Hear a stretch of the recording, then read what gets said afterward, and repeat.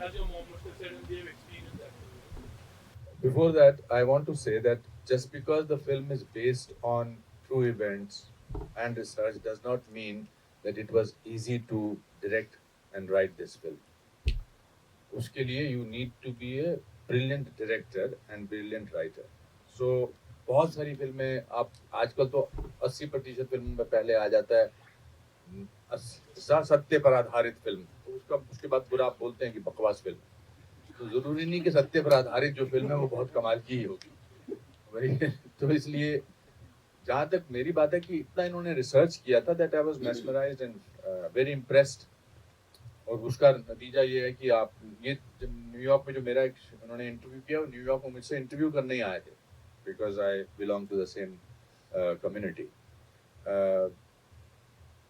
मैं और भाषा are the only two people who sort of kept hugging each other after every shot because she plays my daughter-in-law and Darshan plays my grandson.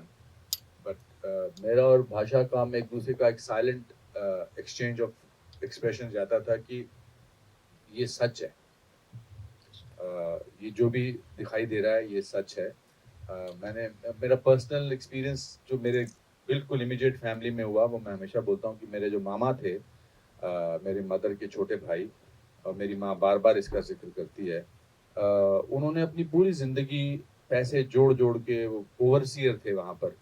और overseer को क्या बोलते हैं normally? Overseer ही बोलते हैं। हाँ, तो typical overseer is a very typical small town word. तो वो इंजीनियर से जो छोटे होते हैं उनको ओवरसियर बोलते हैं। तो उन्होंने बड़े मुश्किल से पैसे कमा के, उनका एक सपना था कि कश्मीर में श्रीनगर में अपना एक घर बनाएंगे। तो उन्होंने वो घर जैसे तैसे 86, 85, 87 में बना लिया और बड़े खुश थे कि अपना उनका एक घर था। और जैसे ही उन्होंने घर बनाया उसके कुछ 6-7 महीने बाद ये थ्रेट्स आनी शुरू हो गई कि आप निकलो यहाँ से।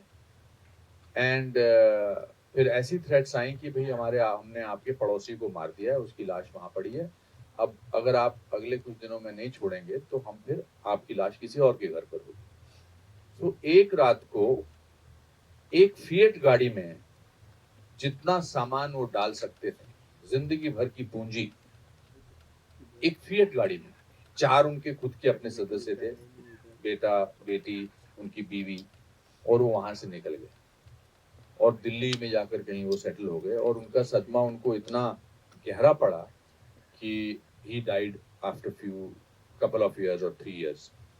And so that is what we have seen. जैसे जब आप किसी के घर से किसी को निकालते हैं तो आप सिर्फ उनको दीवारों से या छत से या उनके आंगन से नहीं निकालते हैं, आप उनको उस जगह की आबो हवा से, उस जगह की खुशबू से, उस जगह के वातावरण से, उस जगह की आदतों से वहां से निकालते हैं। मेरे दादाजी का छोटा सा एक मंदिर था, थर्ड फ्लोर पे, मिट्टी का घर था, और वहां पर उनकी वो जो अगरबत्ती रोज जलाते थे तो उसकी एक खुशबू थी। अब वो खुशबू टेंट में तो नहीं आ सकती है, या किसी जम्मू के घर में या पूना के घर में या दिल्ली के घर में तो नहीं आ सकती है। हम होटल में, 5 स्टार होटल में रहते हैं बहुत बहुत दिनों तक, लगता है यार अभी घर जाके अपने बिस्तर पे सोना है। हम अमेरिका जाते हैं या कहीं और जाते हैं, हम कहते हैं चलो यार इंडियन खाना खाते हैं। So I think from that point of view, my mother, when she saw this film, she didn't speak to anybody for 2 days. 2 दिन तक उन्होंने किसी से बात नहीं की क्योंकि उनकी पूरी मेमोरीज वापस जो है वो रिवाइव हुई। और उन्होंने कहा क्यों दिखाई तूने मेरे को ये फिल्म, मेरी सारी मेमोरीज वापस हो गई हैं, आ गई हैं। या आर्टिकल 370 जब एब्रोगेट हुआ, क्या हम वापस जा सकेंगे, मेरा बड़ा दिल है वापस जाने का। सो अब आप अंदाजा लगा लीजिए जो इस डॉक्यूमेंट्री में बात कर रहे थे उनका क्या हाल हुआ होगा, उनके साथ क्या महसूस किया होगा उन्होंने। So from that point of view it's, आप बार बार काफी लोग बोल रहे हैं आंखें नम है, आई थिंक इसका सदमा जो है ना, इसकी तकलीफ जो है वो आत्मा तक गई है।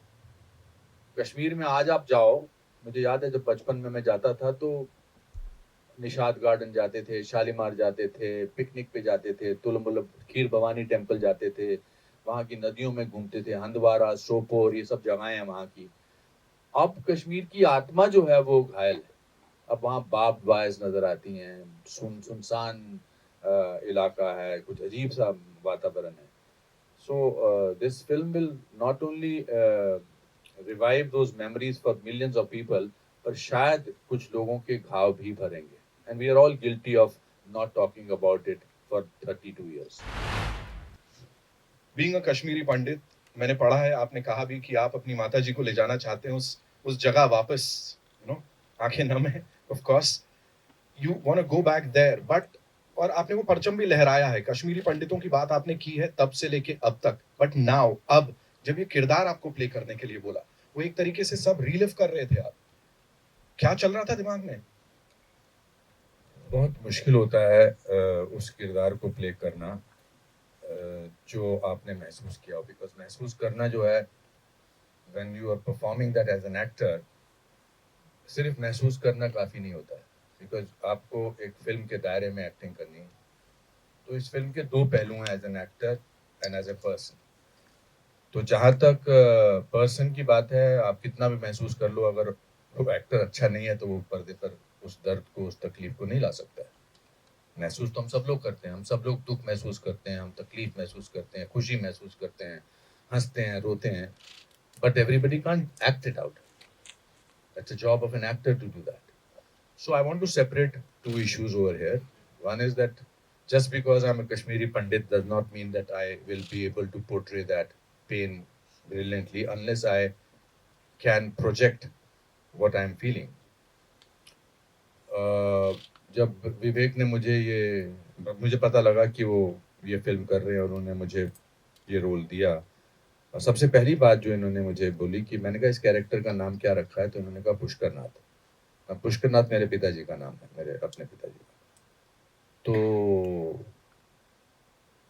हम जब देहरादून पहुंचे इसकी शूटिंग करने के लिए, तो मिथुन जी और पुनीत और दर्शन ऑलरेडी शूटिंग कर रहे थे. अलग से फिल्म का माहौल ही कुछ अलग था. ऐसा लग रहा था कि कुछ बहुत ही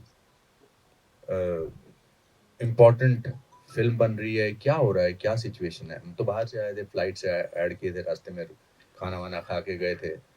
and then it dawned on me what it is to be playing Pushkarnath, a simple normal human being जिसको कोई दुनिया की ऐसी चीज़ों का पता नहीं है. I was representing a normal Kashmiri Pandit from Kashmir, which my father represented very well. And then it was difficult to do that role, because how do I separate the emotions of Anupam Kher from the emotions of actor Anupam Kher? What is real and what is acting? So from that point of view, it was one of the most difficult roles.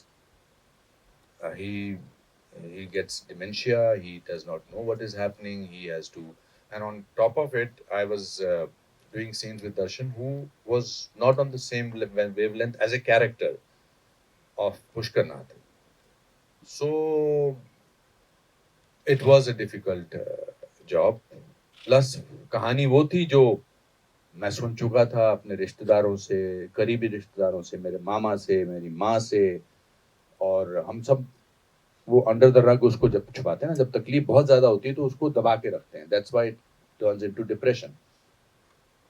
But I'm so happy that Vivek, you and Pallavi, you made this film, because आप लोग तो बहुत सारी चीज़ों से जूझते हैं as journalist, but इस कमरे की खामोशी बताती है कि आज आपको भी कहीं तो झटका लगा है. And that is the biggest achievement, I will say, of the film, because when pain reaches other people, then half the job is done. So I think this is what this film has done. Thank you so much sir, thank you so much. रसिक हो, Kalakriti media म्हणजे मनोरंजनाची लयलूट. मनोरंजन क्षेत्रातील किस्से व घडामोडींचा आस्वाद घेण्यासाठी कलाकृती मीडिया या यूट्यूब चॅनलला सबस्क्राईब करा आणि व्हिडिओ लाईक करा.